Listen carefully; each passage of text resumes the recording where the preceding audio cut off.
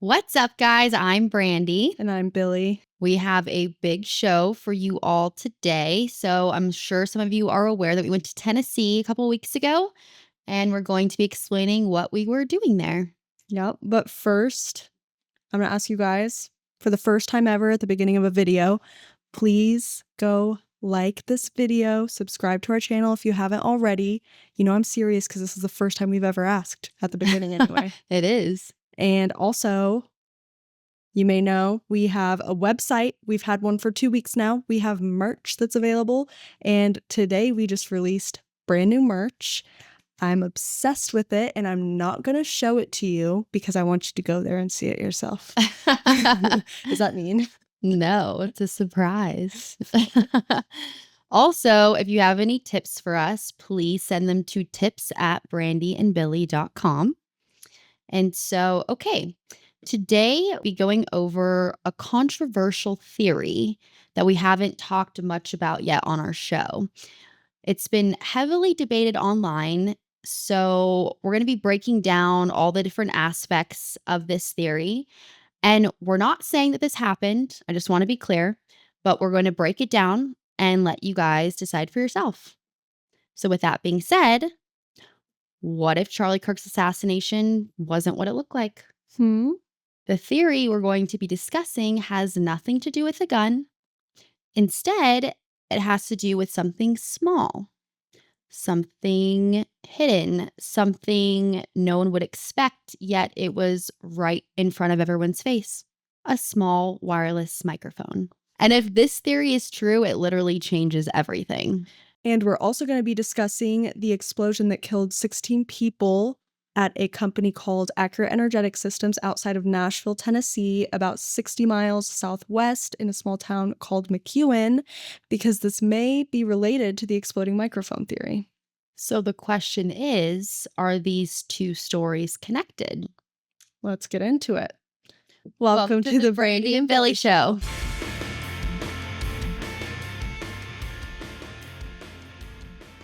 Well, the first time we heard about this theory was on an episode from a podcaster named Trigger Smart, and I'm sure you're all aware of his channel. He was doing a live episode with Kelly Rayburn and a man named John Bray, and we'll link this episode in the description if you want to watch the entire thing, which we recommend that you do.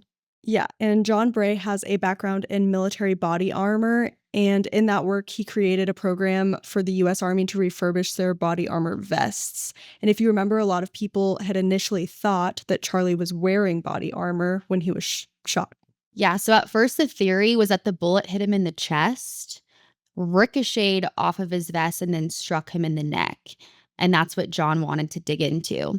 That's also why so many people originally assumed he was wearing body armor, because when you watch the footage in slow motion, the way his shirt first moves really makes it look like he got shot in the chest first. But then the official story is that he was shot in the neck. So if that's true, why does his shirt, his microphone, and his necklace move before he's allegedly shot in the neck?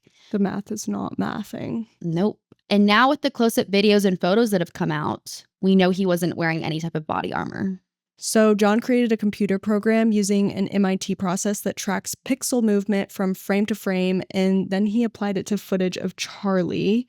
So basically it analyzes the video and it shows exactly what's moving, when it moves, how it moves. It's really cool. But the coolest part is it highlights the pixels that move the most, and it color codes them based on the distance that they travel. So you can clearly see like what shifts the farthest in the footage, if that makes sense. So let's go ahead and play that clip. So now some people are asking to have you explain this.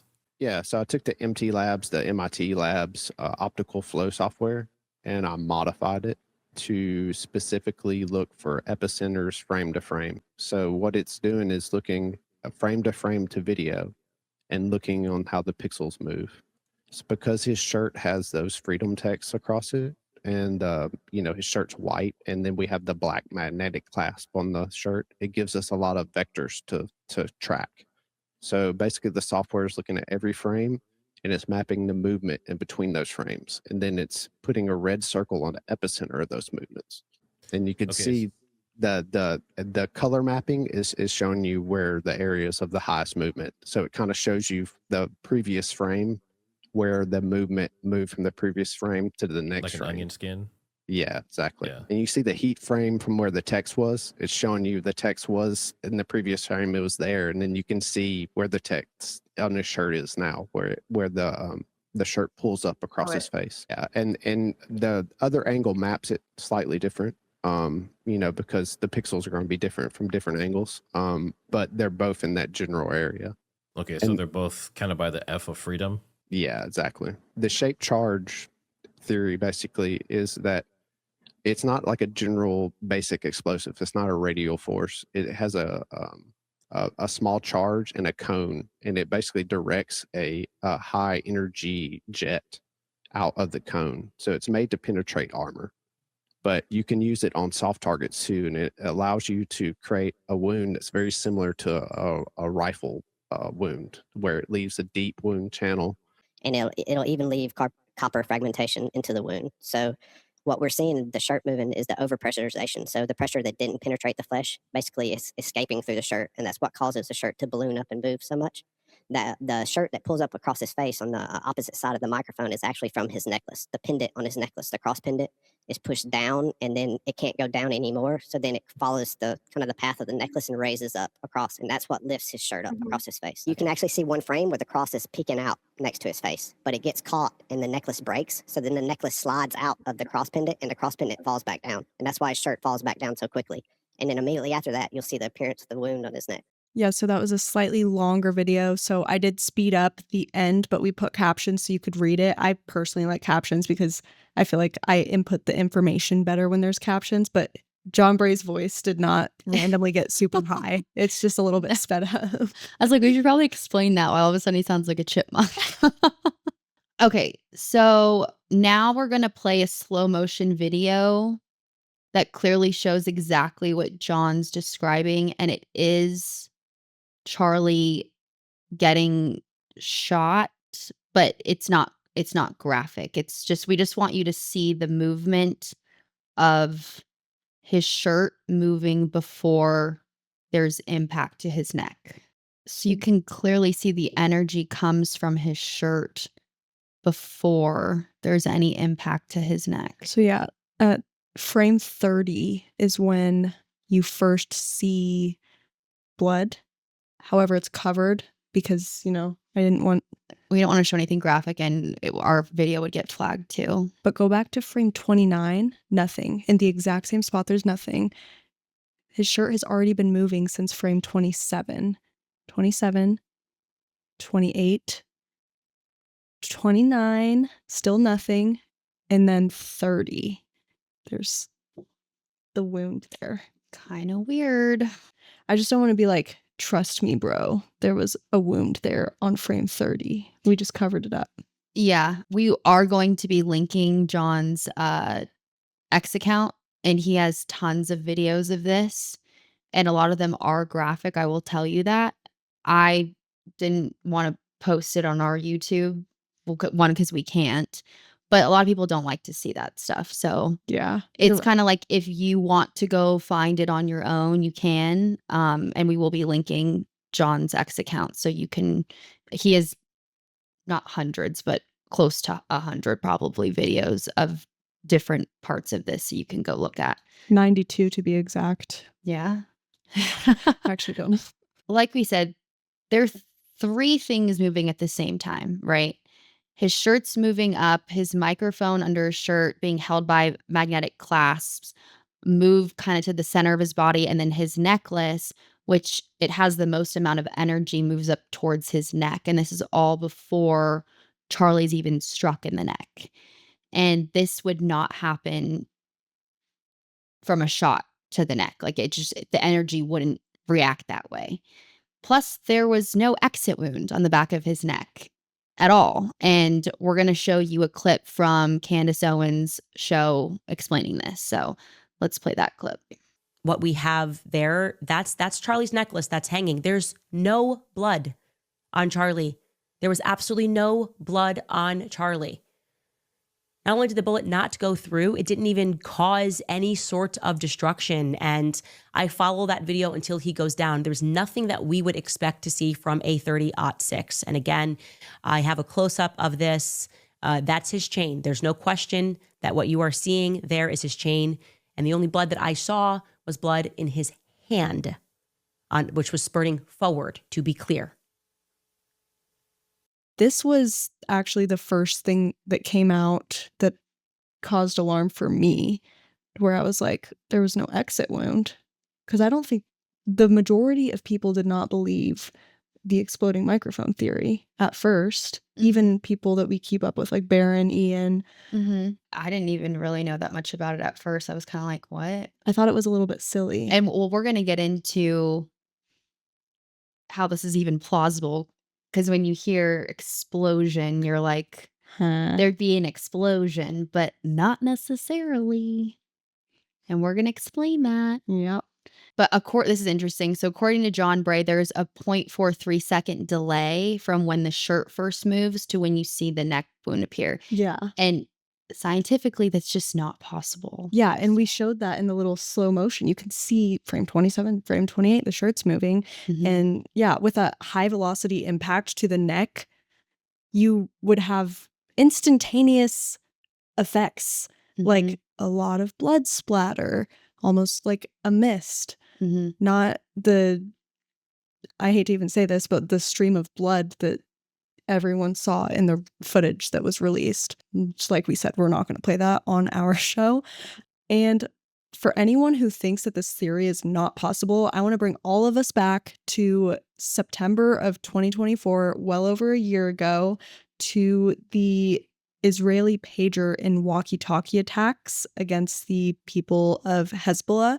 And John Bray even referenced this as well in his interview with Trigger Smart. Yeah. So on September 17th, 2024, thousands of pagers were distributed to Hezbollah members, and they exploded at the same time in Lebanon and in Syria, which injured and killed a lot of people. And then the very next day, there was a second hit. And this time it wasn't pagers, it was walkie-talkies. And these were two-way radios that Hezbollah members were also using. And those devices exploded in large numbers as well. So Israeli intelligence, aka Mossad, which is the Israeli CIA, they infiltrated the production and the supply chain before Hezbollah ever got their hands on them, which means these devices were rigged in advance with small amounts of explosive material. And this explosive material was hidden inside the device near the battery area. So all of these devices still worked as normal, which is why nobody suspected anything. And that's really important to remember. These explosive devices that we're talking about, including the one with Charlie, they can function as the normal device. And when the time is right, they can be remotely triggered or just sent a signal to explode at a specific time, like through a message or some sort of frequency. And so we're going to show a clip of John Bray better explaining this. The magnetic clasp goes on the backside. So that part that we're seeing right now, that he has a suction cup, is against Charlie's chest. And that's the batteries against his chest also. So if the shape charge was put anywhere, it's going to be put in that gold battery right there. No, I think with the previous pager attacks and the cell phones, they just replaced a portion of the battery, correct? Right. They basically took 20% of the cell and replaced it with the explosive. Okay. And I believe that's what they probably did with this. They just replaced it with a smaller cell battery, a slightly shorter battery, and then they put the shape charge in the end of the space that was left over. And that would make it so it would still function. He could still live stream and everything with it, but obviously the battery wouldn't last as long. Exactly. And I want to make something clear about these types of explosions. People are not killed by the battery fires. Instead, they're killed by the effects of the small explosive device. Like even a small explosive charge, even if it's detonated inches away from the body, it can still be very deadly. And we're going to be explaining how a small explosive device can seriously injure or kill someone. Yet at the same time, it might not necessarily leave obvious burn marks or chemical residue. Mm-hmm. And one way this happens is through what's called a blast wave or a pressure injury. So basically, when something explodes, it sends out this invisible wall of pressure moving faster than sound. And that pressure slams into the body and can collapse lungs, tear blood vessels, cause internal bleeding, and even damage the brain, all without leaving any obvious injuries on the outside. So someone can literally be killed by the blast, even if their skin looks mostly untouched. And then another way people get killed is by the shrapnel. So when something like a pager or a walkie talkie or maybe even a microphone explodes, all of its parts turn into high speed projectiles. So the casing, the battery, the pieces inside, Like bullets. yeah, kind of like bullets. So they all go flying, okay? And those fragments can rip into the body and even sever major arteries. And there's another way that this can be fatal: shock to the heart or the brain. So, when an explosion happens close to someone, it can throw the heart's rhythm off completely or shut down critical parts of the brain. The person might just collapse or instantly go into sudden cardiac arrest. Again, with very little visible damage on the outside. So these kinds of devices don't create huge fireballs like we would usually picture when we hear the word explosion, right? They use a small but very high energy charge, and the damage comes from the pressure and the flying fragments, not the flames. And this part right here really matters, okay? After a small, close range explosive incident, you'd likely see dark debris and broken fragments kind of scattered around the victim. And something that you just said about when you think of an explosion, okay, so many people are against this theory because they can't imagine it. But come on, like humans have created rocket ships. Humans have created, like, you think that they can't make an explosive device into a tiny microphone? There's so much technology out there that we're not even aware of. Oh, yeah. And I mean, rocket ships we are aware of, but yeah, Yeah. the things that we aren't aware of. Like the elites, the people that actually control the world, like, do you think they're going to give us peasants the technology that they have? Hell no. No. And this is like known technology, but I'm just saying, like, people are like, oh, there's no way that exists. It's like, well, here's an example. It happened. Israel did it to Hezbollah. Oh, how many people? It was so many, right? Yeah. And it happened 2 days in a row. It's crazy. The death toll from the Hezbollah attacks was 42. That's a lot of explosive devices. Mm-hmm. And all the same. Like, And all of these terrorists had no idea. yeah. Okay. Yeah. But anyway, They were circling. just using them as normal pagers and walkie-talkies. They had no idea. Yeah, of course. Yeah. I would. we have microphones. I never. Oh, no. And literally after this happened, everyone was like, wait a minute. Are our phones, like, could this happen to our phones? And like, yeah. Yeah. We're like, oh, no, don't worry. Like, Israel literally infiltrated the supply chain and they only did it to like the Hezbollah members. Like, it's not going to happen to us, because people were like, wait a minute, could this happen to our shit? You know? Oh my gosh. I'm never buying anything off of Amazon again or Facebook Marketplace. Going to Best Buy when I need devices, and I'm getting it from the back of the shelf, whatever I need. Especially with the content we make. All right. Anyway, circling back to the exploding microphone theory. If this is true, it's possible that whoever did it wanted it to look like Charlie got shot in the chest. The neck wound would not have been a plan. You can't predict where the shrapnel is going to fly, right?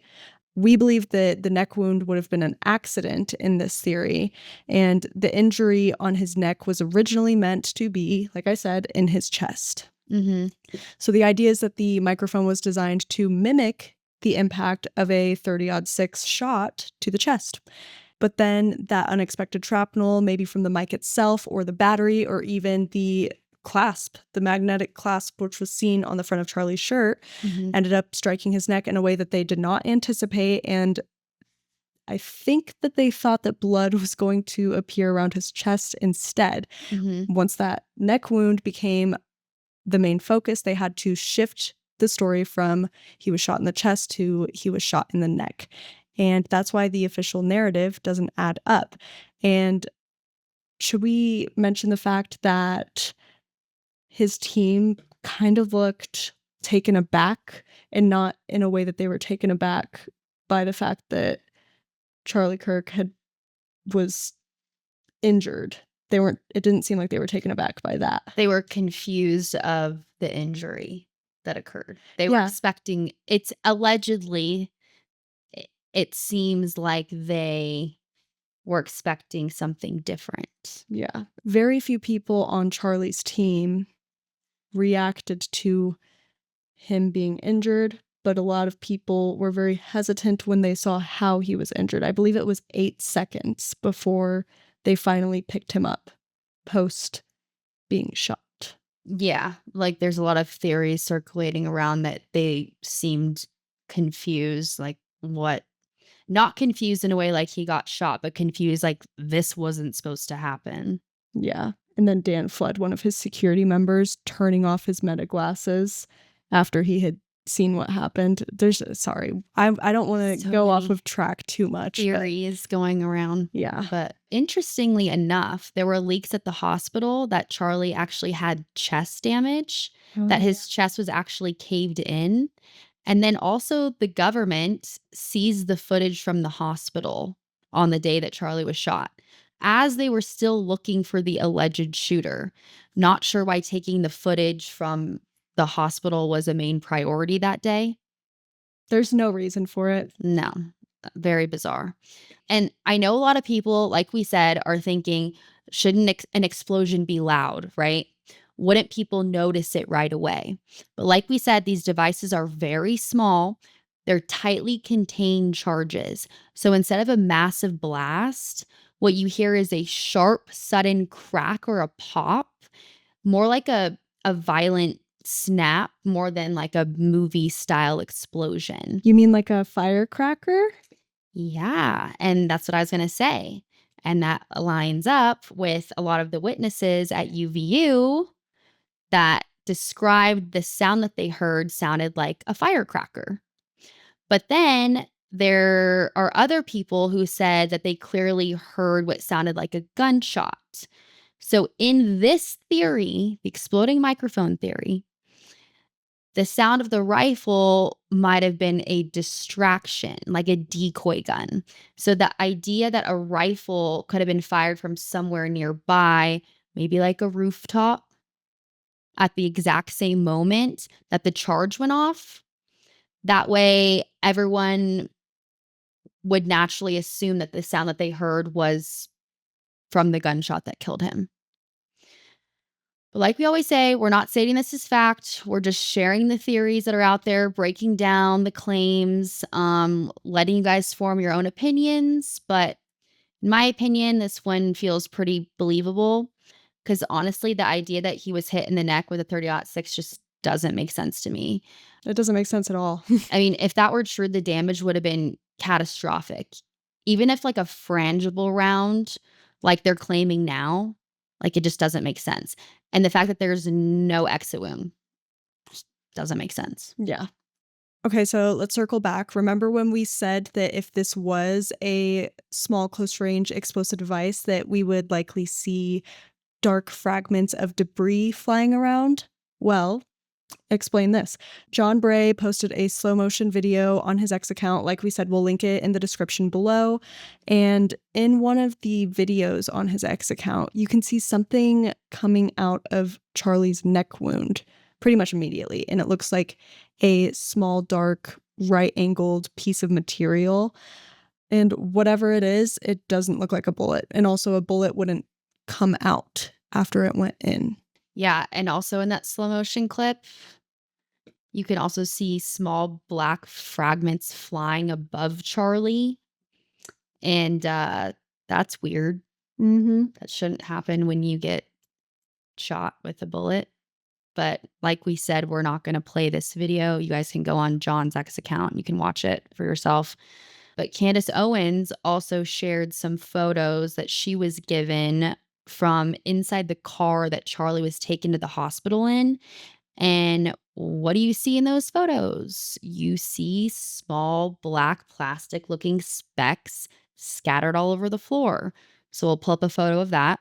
And what's interesting is the material looks like the exact kind of plastic debris that you'd expect to find if a device like that had gone off.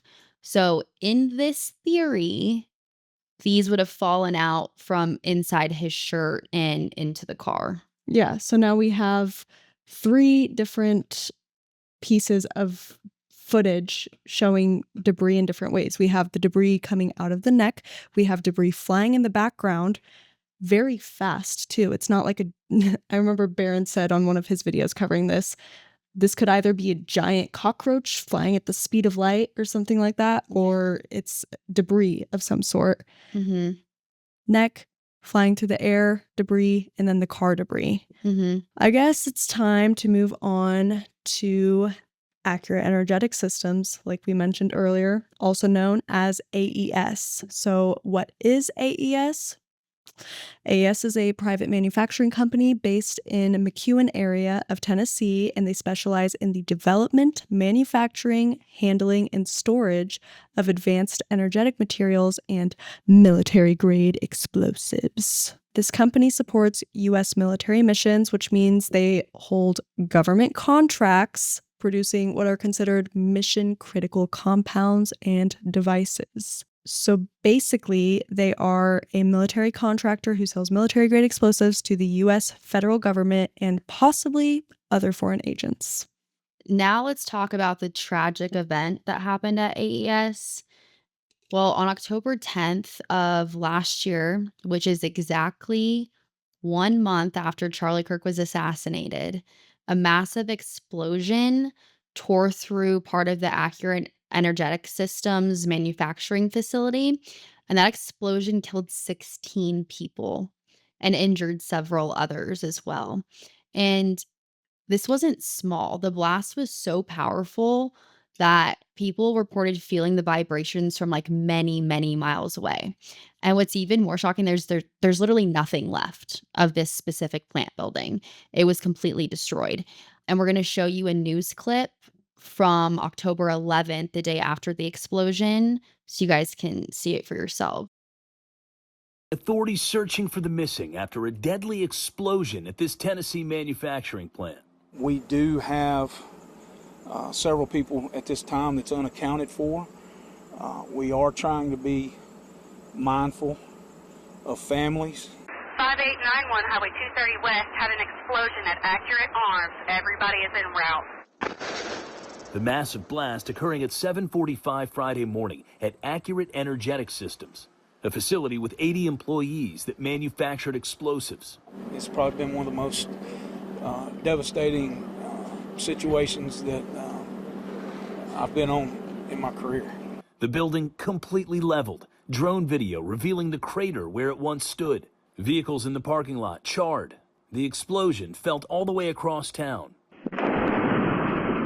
This ring camera 11 miles from the plant shows the shaking. Debris making its way nearly 4 miles away to the yard of Lauren Rourke. The whole house shook. I looked out my bedroom window and I could just see all kinds of insulation debris just falling down. It's all over our yard, all around the house. At least 18 people remain unaccounted for, and this morning authorities still combing through the building debris for survivors. Our town is a really small town. Just about everyone is probably affected right now because everybody knows somebody that works over there or is, family. And so everybody is hurting. Well, again, the investigation continues this morning. The search for the missing, as well as just trying to figure out exactly what caused this blast. That investigation is expected to last at least a few more days, just in terms of the investigation on the ground here. ATF agents, as well as Homeland Security agents on scene assisting in that investigation. And residents, of course, are asked to stay away for now, Whit. Yeah, so many questions and a devastating scene there. Mola Langi for us. Thank you. The big question that everyone probably has is who's investigating this? Well, there are 3 bureaus that are investigating this currently, and those 3 bureaus are the ATF, which stands for the Bureau of Alcohol, Tobacco, and Firearms and Explosives. It should be ATFE. Then along with them, the Tennessee Bureau of Investigation is investigating. Lastly, the U.S. Chemical Safety and Hazard Investigation Board. All 3 are investigating to this day, even though this happened on October 10th. Mm-hmm. And they still have no idea what caused this. The investigators also said that somewhere between 24,000 and 28,000 pounds of explosive material detonated during the blast, which is an insane amount. That's insane. But here's the thing. Yeah, like I said, there's still no official root cause. And the authorities have already said it could take months before they're able to reach any type of conclusion. So we wanted to dig a little deeper into this and hear from people who were actually involved, lost family members, or work at AES. And Brandy messaged 30 AES employees on LinkedIn and only LinkedIn Pro. Yeah, she got the LinkedIn Premium. Yeah. Just for this, she got LinkedIn Premium. Yeah. And how many did you hear back from? 2. 2 people responded, and they both said that they couldn't talk about it because it's an ongoing investigation. Yeah. We also started asking people that we casually just met in Tennessee, and we asked them if they were even aware if this explosion even happened.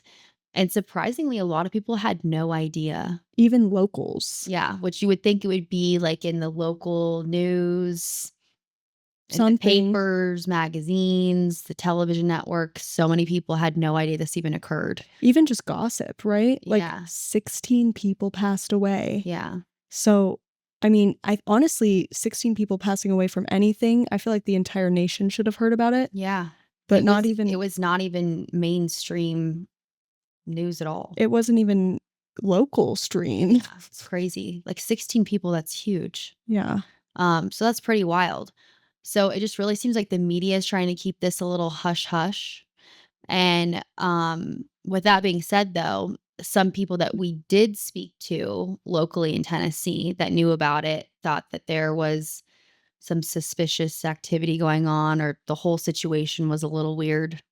Yeah, and we actually drove to Accurate Energetic Systems while we were in Tennessee to try to see the plant explosion for ourselves and see if we could speak to anyone at the facility about the incident. Mhm. I'm going to show you guys kind of what the layout is for the plant here. We didn't know what to expect when we first drove up. So there's Nashville, and then, yeah, northwest a little bit of Nashville actually is Accurate Energetic Systems. It's about 60 miles. And right there is the closest we could get to that pin, which brings up Accurate Energetic Systems. So when we got to that pin right there, this is what we saw. It was just a blocked off entrance saying truck drivers only. There was a gate there. Said do not enter. Do not enter, yeah. So we follow Route 230 to try to find some other entrance Mhm. that does not say do not enter, and we stop here, right at this intersection.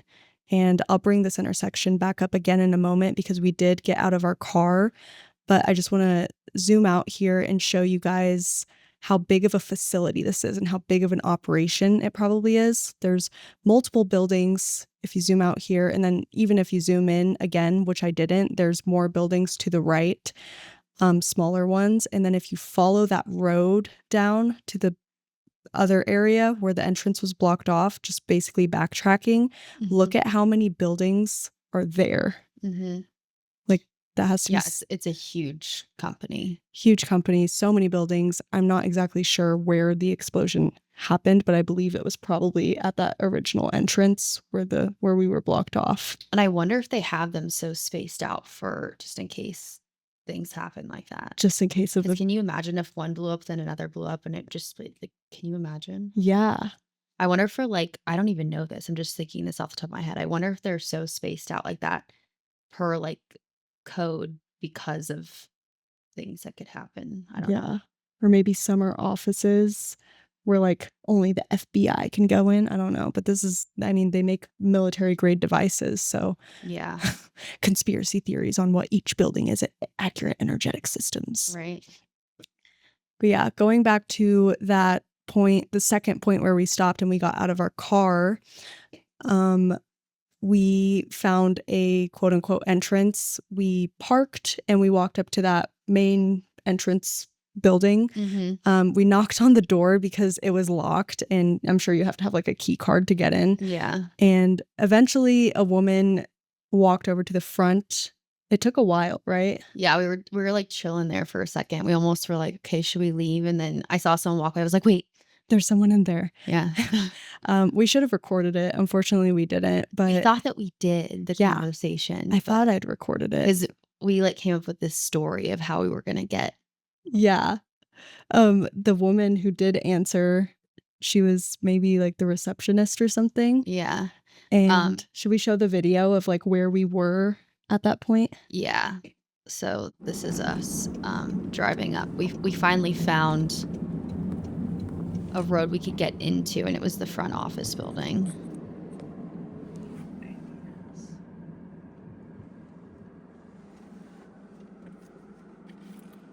So there's the front office over there to the left.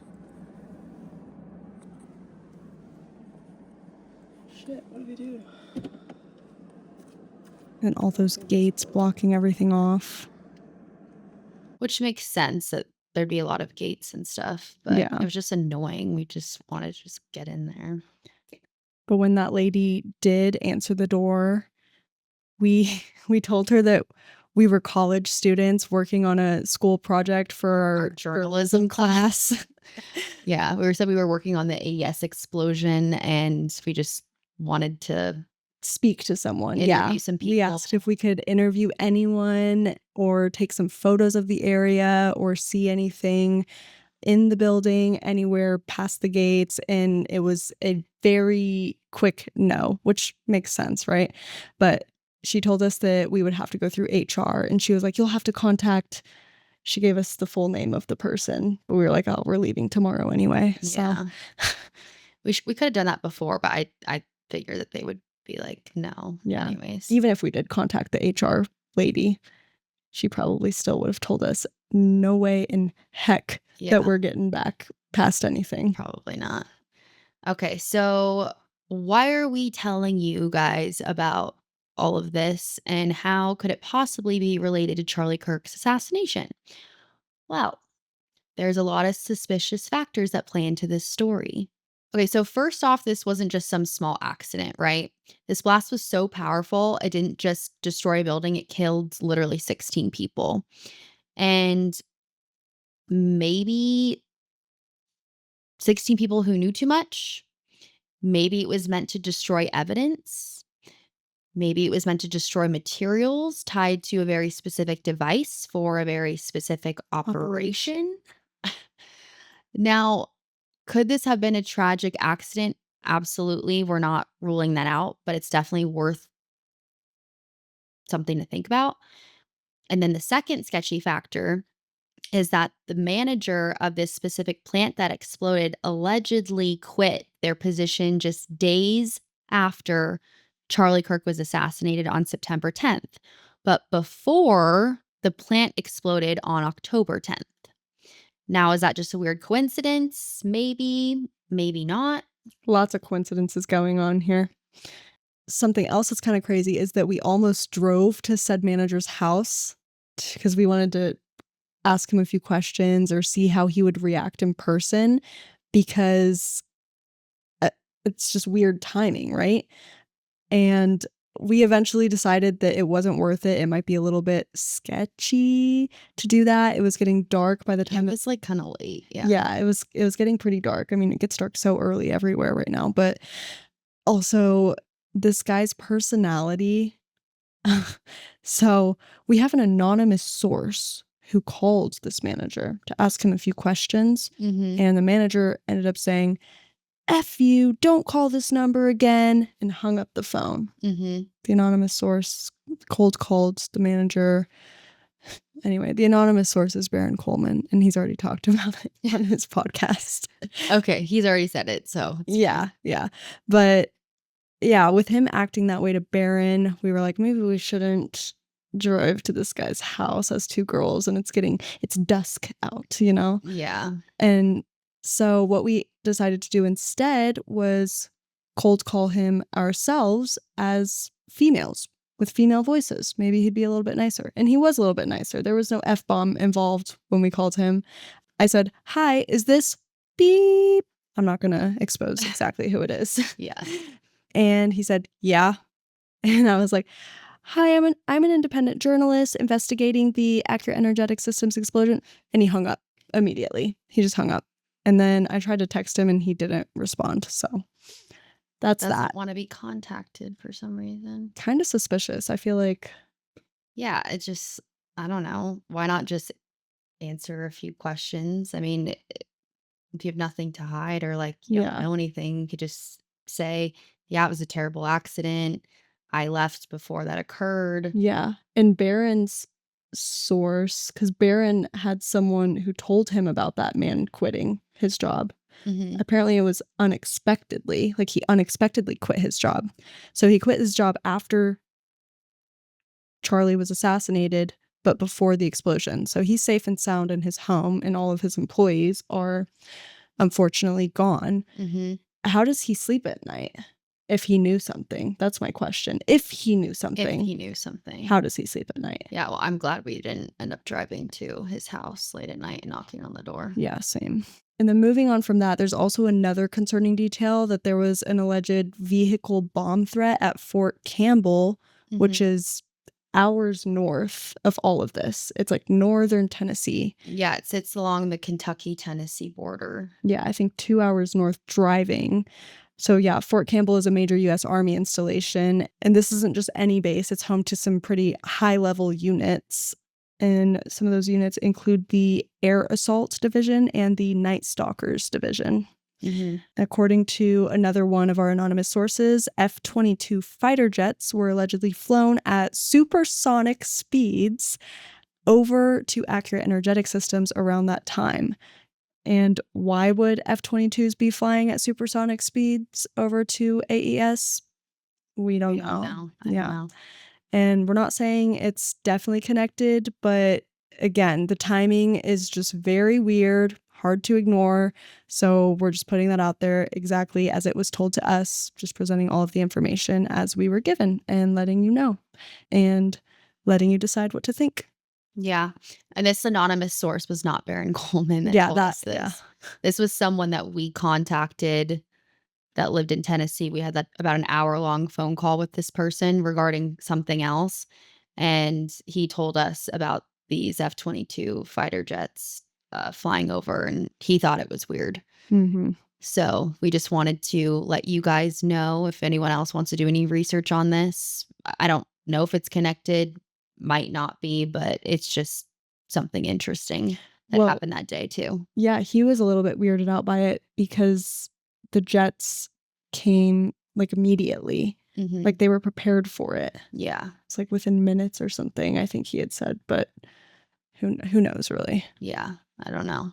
So now this is where the story really comes full circle. So this is the fourth red flag. We came across this information from one of Baron Coleman's episodes, which we will also link in the description if you want to watch that. Well, in this episode, Baron pulls up a website called usaspending.gov where you can track federal spending with contractors. So we're going to pull this website up so you can all see what we're explaining. And huge shout out to Baron for showing his audience this website. I didn't even know you could track information like this. You can all find this exact webpage if you just Google the purchase order, which is on the top left over here. We will also link this in the description. All right, and what else do we see? Well, we see that Accurate Energetic Systems started a contract with the Department of Defense on May 1st, 2025. And the completion date of this contract ended on August 25th, 2025, which means this device was delivered or picked up on August 25th. And I really want you all to remember the date, August 25th, okay? It's going to be very important later. And I wonder if any of you remember what happened on August 24th. Well, Brian Harple, who was Charlie Kirk's head of security, went on Sean Ryan's show. And he said they started planning security procedures on August 24th for the UVU event. So let's play that clip. And so we started our first, before that one, the 24th of the month prior. And so, and that was with the hard conversations, meetings. You started that on the 24th? Right. Interesting. He says we had hard conversations, and he confirms that they started planning on the 24th. Well, then, if you look down on the right, you can see what this contract was for. And it says requirements is for miniaturized XS demolition charges and demolition charges, anti-personnel, XS to support SPM. So let's break down what this could mean. So it means miniaturized, extra small. Demolition charges means controlled explosive device. And anti-personnel means it's intended to affect people within a limited radius. And SPM could mean special purpose mission or special program mission. So you mean like exactly what we've been explaining? Yeah. Basically, yeah. So this contract basically allegedly means it's for an extra small controlled explosive device intended to affect people or a singular person within a confined space for a special purpose mission. And per Barron, this was one of the only contracts that he could find that was described as extra small anti-personnel charge. And another wild fact is that in 2019, Accurate Energetic Systems was fined because one of the explosive materials that they used, called cyclonite, wasn't being properly stored. And because of that improper storage, it was reportedly causing workers to suffer from seizures. Mm-hmm. So cyclonite is a military-grade explosive, and it's one of the most powerful and commonly used compounds by militaries around the world. And it's usually not used by itself. It's usually mixed with other materials to create things like plastic explosives and specialized military charges. Maybe, like I said, like the device from the contract that was completed on August 25th. Mm-hmm. Wait, one quick comment on the whole we began planning our security measures for UVU on August 24th.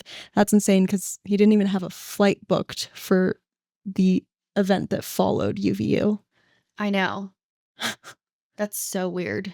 They weren't planning the event that was 2 days after. They didn't even have any like security procedures or anything lined up. They didn't, apparently. Yeah, they didn't have anything, but It's like maybe they knew it wasn't going to happen. yeah. Yeah, and circling back to the cyclonite. So what really makes cyclonite concerning is how it behaves after an explosion. So it breaks down very slowly, and not all of it always burns off completely. So some of it can turn into tiny particles or dust that lingers in the environment. And exposure to that kind of residue can be extremely dangerous. It's linked to serious health effects, including severe neurological damage and in extreme cases, even death. And I just want to bring something up again. What did they do to the crime scene days after Charlie was assassinated? Well, they paved over the crime scene On Sunday. on Sunday. And he was shot on Wednesday. On Wednesday. Okay. Shot. Quote Shot. unquote. So in this theory, maybe they paved over the crime scene so quickly so there wasn't cyclonite residue on the grass. Maybe, allegedly. Well, and like part of me wants to believe that let's say all of this is true. They paved over it to protect the students, right? Yeah. No. They paved over it to protect themselves from getting caught by bomb dogs, Yeah. I think. I don't know. Probably both, because if students started getting sick, they'd be like, what's going on? Bomb dogs. Yeah. Yeah, you're right. It's all to protect both. themselves, basically. It's not to protect the students. It's just for their own interests. Yeah. This is my theory, allegedly, right? Yeah. I wanted to point to my hat, but we're not wearing our allegedly hats today for once. I Go wear get one on every day. our website. Yeah. Cute. So now we come to the final element, the final suspicious element of this theory, also very important, which has to do with a man named Butch Hibbs. Mm-hmm. And most of you probably already know who Butch Hibbs. If you're new to this theory, you probably don't. His real name is not Bitch.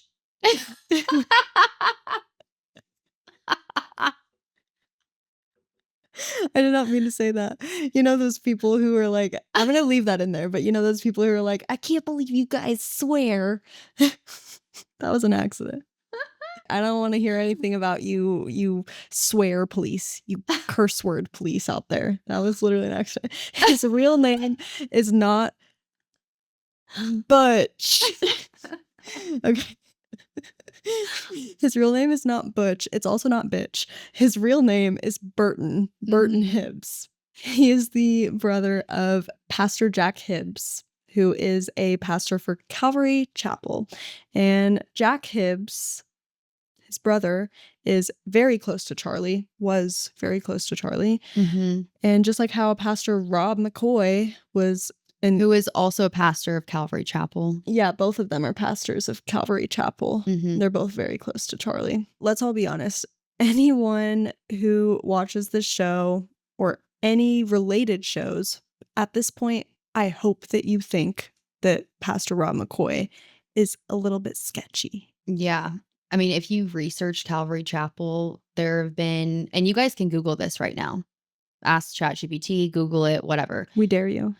I triple dog dare you. So there has been a number of public allegations, controversies, and criminal cases against Calvary Chapel, involving pastors and also members associated with Calvary Chapel over the years. And we're not saying all of them, but just look into it is all I'm saying. And we love church. We're Christians. But there's something going on with these mega churches. Yeah, like the big ones. Yeah. That get so much money, and just look it up. All large corporations are typically very money oriented and typically corrupt, right? Yeah. When you think of like Bill Gates, Microsoft, and Google, I mean, every large corporation is corrupt. So even when you put it into churches, yeah, churches are typically good companies, good organizations, but the larger ones are still going to be, because there's so many people involved, there's so much money coming in, and it's possible that there could be corruption going on. Yeah. With so many people involved, because there's good people and bad people in every company. It doesn't matter if it's a company, if it's a church company. Yeah, it doesn't matter. If it's Turning Point USA, when it gets so big, there's going to be bad apples, and no matter where. Yeah. So going back to Butch Hibbs, who's the brother of Jack Hibbs, the pastor. Jack Hibbs was close with Charlie, but Butch Hibbs had never met Charlie before. And since his brother was so close with Charlie, he asked him if he could attend the UVU event to meet Charlie Kirk for the first time in person. Mm-hmm. And if you notice in this photo of Butch Hibbs, it looks like a small square object with round corners is in his shirt pocket there. Mm-hmm. You can see an outline of something, but there's not much footage of Hibbs between that photo and the shooting. Yeah, there are some videos and photos, and people have said that the object in his pocket you no longer can see after Charlie is taken away to the hospital. And, some people think that the thing in his pocket could be mints or like a Zyn can but why would it be gone after Charlie's taken away? Yeah. And I mean, maybe it was something as simple as mints or zins. I don't know. We're just explaining part of the theory because this is part of this specific theory. And so Baron Coleman is actually the person who pointed that out. And then he, I believe, also pointed out this theory, which we're about to talk about as well. And we'll link that video in the description as well. All of our description is just like a bunch of Baron videos. Right. Baron decided to do some digging on his own. So Charlie Kirk was apparently wearing a Rode wireless go-to microphone, which we'll pull up a photo of. Baron took the exact dimensions of that microphone, then went frame by frame and measured the object in Butch's pocket from the photo using his computer. Then he took it a step further and actually went to the store, found the same brand of shirt, and then measured the pocket himself. And according to Baron, the object in that pocket is roughly the same size as the microphone. That's so funny. I know. love Baron so much. And it's like Boots on the ground. that's real crazy boots on the ground journalism. Like, he gets so many super chats and he deserves them. That's where your super chats are going. Yeah. To a replica of Butch Hibbs' shirt. Exactly. Okay. And now, like we said, this object could honestly be a lot of different things, but hypothetically and strictly for the context of this theory, what if the object was the Rode wireless go-to microphone? And the battery was in fact swapped with a small military-grade explosive device. Then you have to ask, what if Butch was the one who went to retrieve it? Okay. But doesn't Butch Hibbs live in Utah? And the AES explosion was in Tennessee, so... You are correct. Butch Hibbs does live in Utah. He lives in Heber City, Utah.